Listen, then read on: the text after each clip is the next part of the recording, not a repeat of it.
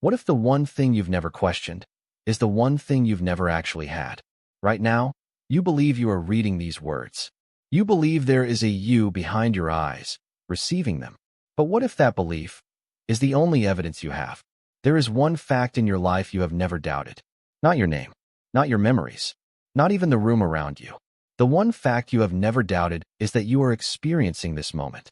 You feel the weight of your body in the chair. You feel the light on your skin, the hum of your own thoughts. It seems like the most secure fact in the universe, more certain than mathematics, more certain than the ground beneath you. Descartes built an entire philosophy on this single certainty. I think, therefore I am. But notice something strange. Descartes never proved he was conscious. He only proved that something was happening. He simply assumed that the something was him. And that assumption has gone unquestioned for 400 years. What if it shouldn't have? Here is where the story gets uncomfortable. Neuroscience has spent the last 60 years quietly dismantling the idea that you are running the show. Consider this. Right now, your brain is processing millions of signals: light, sound, temperature, pressure, and you are aware of almost none of it. Your heartbeat, your blood pressure, the thousands of micro-adjustments your eyes make every second just to keep an image steady. All of it happens without you. Now consider something stranger. In 1983, a researcher named Benjamin Libet asked people to flick their wrist whenever they felt like it, and to note the exact moment they decided to do it. He measured their brain activity at the same time. What he found unsettled an entire field. The brain began preparing the action before the person felt they had decided to act. The decision, in other words, seemed to arrive after the process that produced it had already begun. If that's true, who decided? Was it you? Or was you simply informed, after the fact, and handed the illusion of authorship? This single experiment has been debated for 40 years. It doesn't prove you have no free will, but it does something quieter, and perhaps more disturbing. It proves that your sense of being the author of your actions can be wrong, even when it feels completely certain. And if that feeling can be wrong, what else might it be wrong about?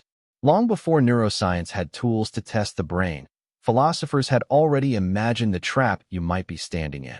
Imagine a being that looks exactly like you, talks like you, laughs at the same jokes, flinches from the same pain, writes the same words you would write. But inside, there is nothing, no experience, no inner light, just behavior, perfectly imitating a person. Philosophers call this a philosophical zombie. The unsettling part isn't whether such a being could exist. The unsettling part is this. From the outside, you could never tell the difference between it and a real, conscious person, which means neither could anyone else looking at you. Now imagine a second story. A man sits inside a sealed room. Slips of paper with Chinese symbols come in through a slot. He doesn't understand a word of Chinese, but he has an enormous rule book telling him exactly which symbols to send back in response. To someone outside the room, the answers look fluent, intelligent, even wise. But inside the room, there is no understanding at all, just symbol shuffling. This is philosopher John Searle's Chinese room. It asks a question that will return again and again in this film. Can something produce all the signs of understanding, of thought, of awareness, without any understanding actually being there? And finally, imagine a scientist named Mary. Mary knows everything there is to know about color, every wavelength, every neuron, every equation of light. But she has lived her entire life in a black and white room. She has never seen red. One day, she walks outside and sees a red rose for the first time. Does she learn something new? If she does, then there is something about experience that cannot be captured by facts alone. Something that can only be had, not described. That something is what people mean when they talk about consciousness. And it is exactly the thing you cannot prove you have. Science has not ignored this problem. It has built entire theories trying to locate consciousness inside the machinery of the brain. One idea, called global workspace theory, suggests consciousness is like a spotlight on a stage. Many mental processes compete in the dark, and whichever one wins gets broadcast, briefly illuminated for the rest of the brain to use. Another, called integrated information theory, argues consciousness isn't a spotlight at all, but a quantity, a measure of how much a system's information is unified into a single, irreducible experience. On this view, consciousness could, in principle, be measured, perhaps even found in systems that don't look like brains at all. A third framework, predictive processing, suggests your brain isn't passively receiving reality. It's constantly guessing what's out there and adjusting only when the guess is wrong. Under this theory, what you call experience may simply be your brain's best guess simulation of the world, corrected, moment to moment, by the senses. Notice what all three theories share.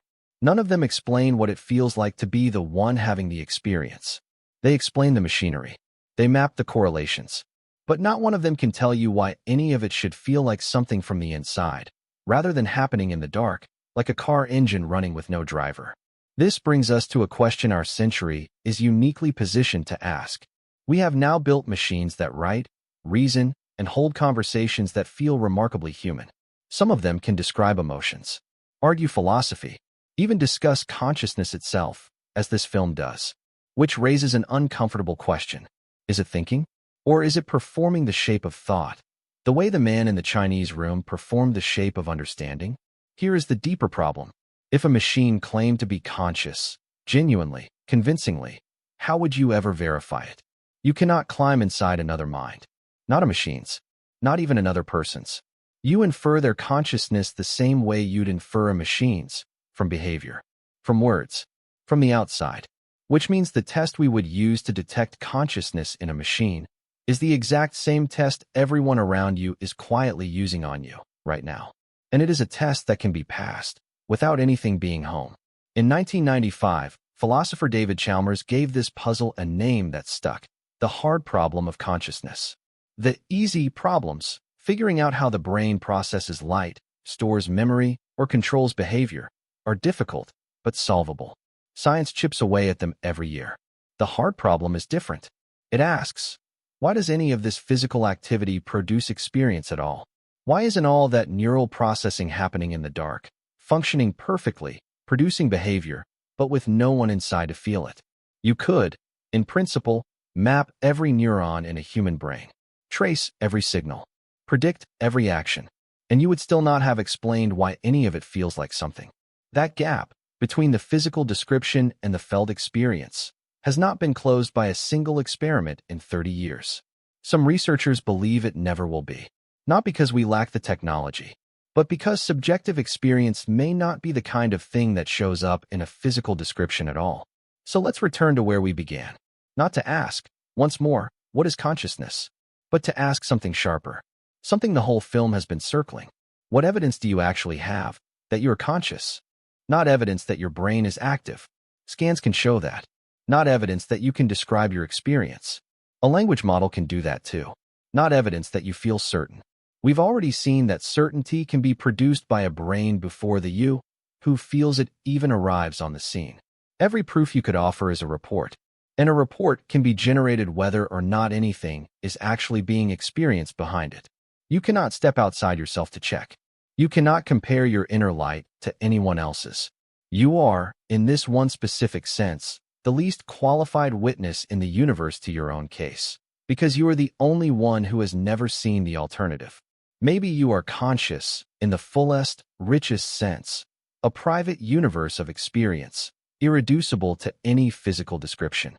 Or maybe you are simply what it looks like from the inside, when a very sophisticated process narrates itself, convincingly, continuously, and with no one actually there to hear the story.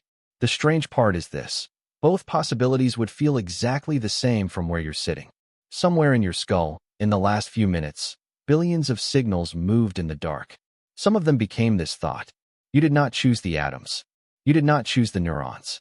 You did not, perhaps, even choose the moment you decided to keep watching.